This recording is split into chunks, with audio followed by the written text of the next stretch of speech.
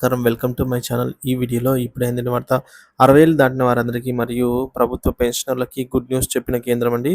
పూర్తి వివరాలేంటి వీడియోలో తెలుసుకుందాం. వీడియోని ఎక్కడ గాని స్కిప్ చేయకుండా ఎండ్ వరకు చూడండి. ఇన్ఫర్మేషన్ పూర్తిగా అర్థమవుతుంది.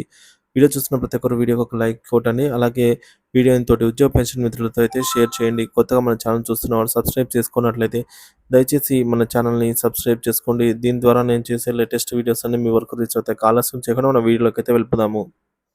ఫ్రెండ్స్, ఇక విషయానికి వచ్చినట్లయితే 60,000 దాటిన వారందరికీ తీపి వార్త అండి. అన్ని రాష్ట్రాలకు వర్తిస్తుంది. ఆర్థిక మంత్రి నిర్మలా సీతారామన్ ఇటీవల ప్రకటనలో భాగంగా సీనియర్ సిటిజన్లు మరియు పెన్షనర్లకు కొన్ని ఆశాజనకమైన అప్డేట్స్‌ని అందించారు. అందులో ఫస్ట్‌ది ఆయుష్మాన్ భారత్ స్కీమ్ విస్తరణ అండి. ప్రస్తుతం 5,00,000 వరకు ఉచిత చికిత్స అందించే ఈ పథకం కవరేజ్‌ని 10,00,000కు పెంచే ప్రణాళికతో 70 ఏళ్లు పైబడిన పౌరులను చేర్చడానికి ఇది చూస్తున్నారండి. ఆయుష్మాన్ భారత్ స్కీమ్‌లో ఈ విధంగా 70 ఏళ్లు పైబడిన పౌరులకి కూడా పథకంలో చేర్చబడతారు. ఇది ఇప్పటికే సంవత్సరానికి 5,00,000 వరకు ఉచిత చికిత్సను అందిస్తోంది. సమీప భవిష్యత్తులో దీన్ని 10,00,000 వరకు పొడిగించే అవకాశం ఉంది. ఇంకా ఇన్‌కమ్ టాక్స్ ఆహ్, రాయితీలండి. ప్రస్తుతం సీనియర్ సిటిజన్లకు 3,00,000 వరకు, సూపర్ సీనియర్ సిటిజన్లు అయితే 5,00,000 వరకు ఆదాయ పన్ను రాయితీ అయితే పొందగలుగుతున్నారు.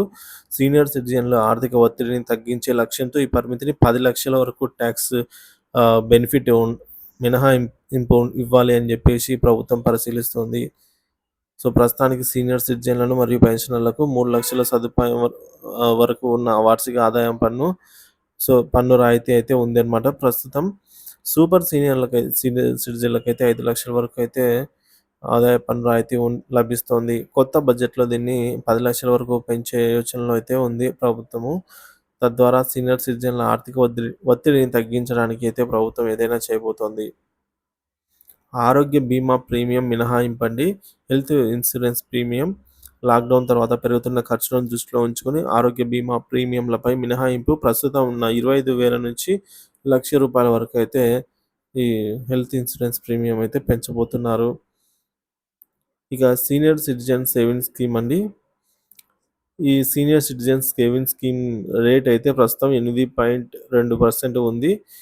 ఇక వృద్ధులకు మెరుగైన ఆర్థిక స్వేచ్ఛ అందించడానికి దీన్ని 8.2 నుంచి అయితే పెంచే యోచనలో ఉంది. ఇక రైల్వే టికెట్ల రాయితీలండి. సీనియర్ సిటిజన్ల ప్రయాణ ఖర్చులు మరింత సులభతరం చేసేందుకు గతంలో అందుబాటులో ఉన్న రైల్వే టికెట్లను 50% వరకు తగ్గింపును పునరుద్ధరించే యోచనలో ప్రభుత్వం అయితే ఉందన్నమాట.